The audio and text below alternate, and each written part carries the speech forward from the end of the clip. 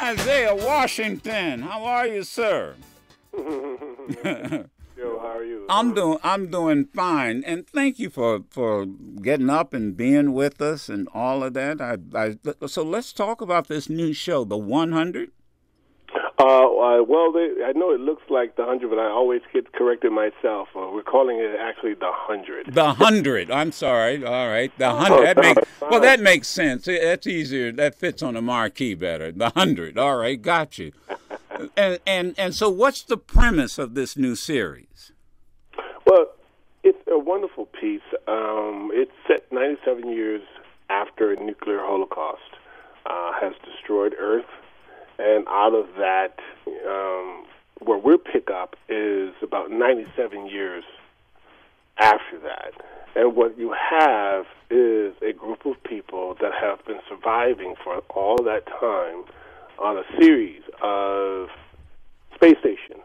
And what I mean is that when the war broke out, that's where we're starting off in storytelling, there was about, say, 40, 50, 60 space stations from various countries around the world in space. I got you. After that, they couldn't return to Earth, so they had to get over their differences. They had to get over their language barriers and come together like a very large ark, like Lego, and then figure out how to survive and create a system that they all could operate under. So you find me playing the Chancellor, Jaha, which is basically the president or the leader of the last surviving members of the human race. So basically, the premise, you've got 3 generations that had been born in space after this Armageddon.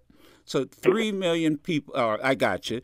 3 generations, and so you're now the head of this, lack of a better word, federation. Basically, that is correct. Absolutely correct. And my character makes the very, very a tough decision of taking 100 delinquents or people that are imprisoned. Probably going to end up executing either for their crimes or just to, sustain ourselves in terms of resources and just have space to survive on the space station. And come up with this idea to send them down to Earth to see if it's inhabitable. If it is inhabitable, then all of their crimes will disappear, and they'll make them heroes. If they die, then it serves another purpose, is that we tried to see if it was time for us to come down to Earth, but if it's not inhabitable, we're going to end up perishing. 4,000 people are going to end up perishing in space. And that's where you pick us up. It's me trying to make those hard decisions, almost pretty much like a wartime president. Do you pick up, now, are you in the character, do you pick those 100 people? Is that part of your character, too, or are they already chosen? Yeah, we find that out in the storytelling. Okay. I don't want to spoil it too much, but you can say that is that you find out that 100 kids are picked, and it's really wonderful, man. It really is. It's kind of like this Lord of the Flies meets Battlestar Galactica. Okay, I got you. And so when you I always I love talking to actors because I like getting into their heads and their hearts. So when a script like this is given to you, do they give you the script, or do they give you or how do they approach you, or did you have to audition for this? That's a really, very good question, Joe. At the time, I had the script, the entire script, from Jason Rothenberg, who is the fantastic, fearless leader and creator of the show. I had it for about 3 weeks, and I didn't want to read it. In my mind, I was, cutting out a wonderful path for myself as a producer with independent films, with the hopes of doing the kind of projects that I felt really were important to me. Right. I didn't think that, I would find that again on television, obviously.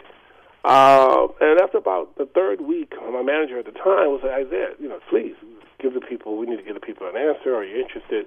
And I said, well, CW Network, television is fantastic, but I don't know what more I can contribute to TV. And finally, my wife, something that, 18 years of medicine, she's never done. She said, sweetie, I think you should read it. And I said, what?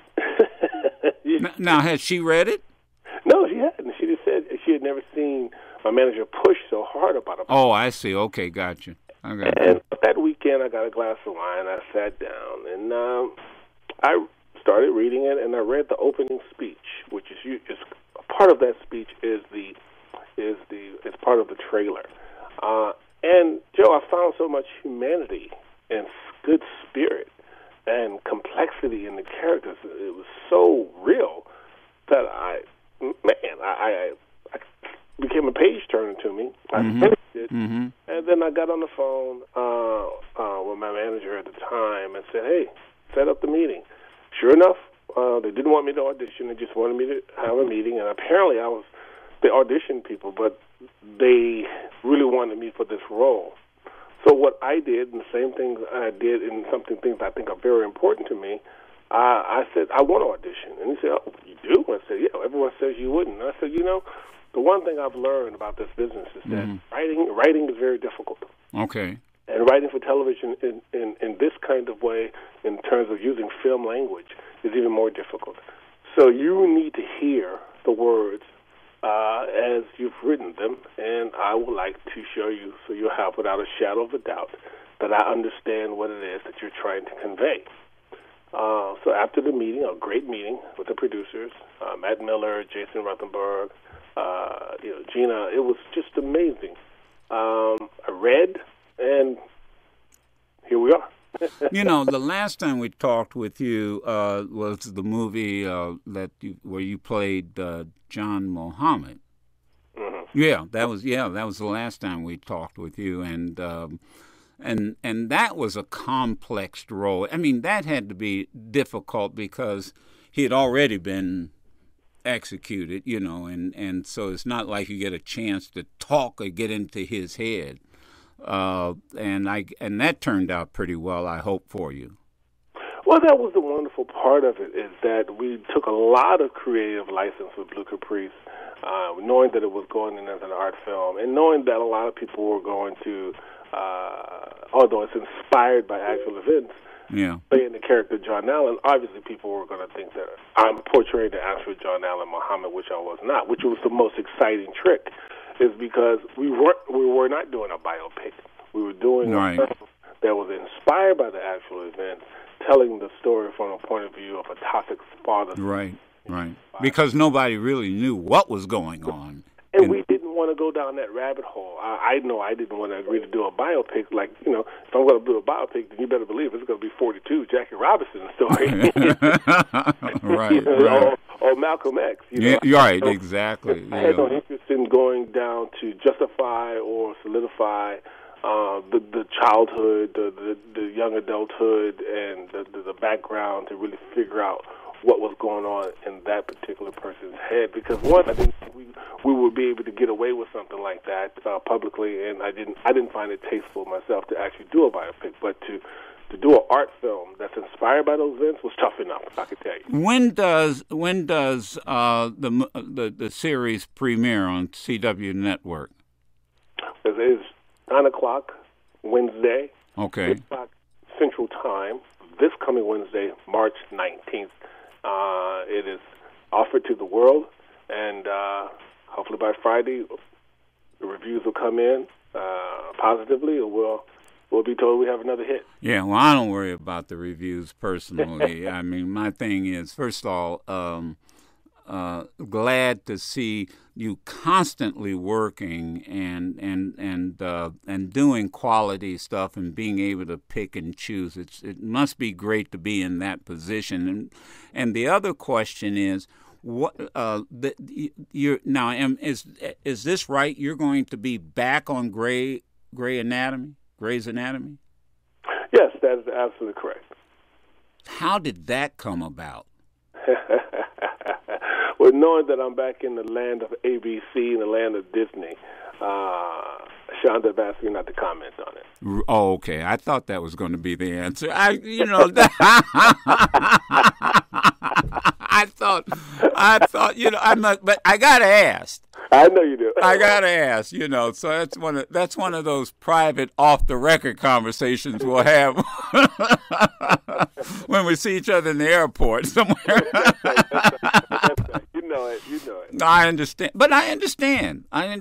The most important thing is you're back. That's the most important thing. I got to tell you, and this is true story. I don't have to build his ego up. But when Isaiah came here to the state, and I tell you, anytime you're in town, stop by. Right. So we came by, and I said, "Have you ever been at the studio?" No, he's never been. We took him on a tour around the studios, and it was. I had to leave him. I had to leave him because everybody and their grandmother, wanted to talk to him. And I said, you know what? You're on your own. You see you can find your way out. I got to go. Got to go back to work. I got to go back to work and leave you. But I think that's exactly what Disney has to recognize.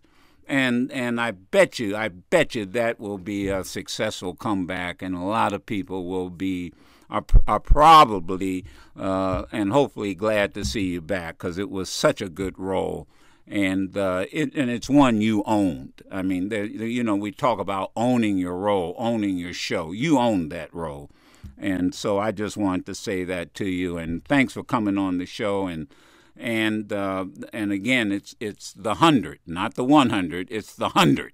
It's the 100. The 100. CW Network this Wednesday. And I'll be watching and looking forward to it, and I hope it has a long run and a successful run. So thanks, Isaiah Washington. Appreciate you being on the show. Hey, man, it's always a pleasure to talk to you. You guys run a tight ship over there, and much love and respect, Rob. And same there, and the best to you and your family.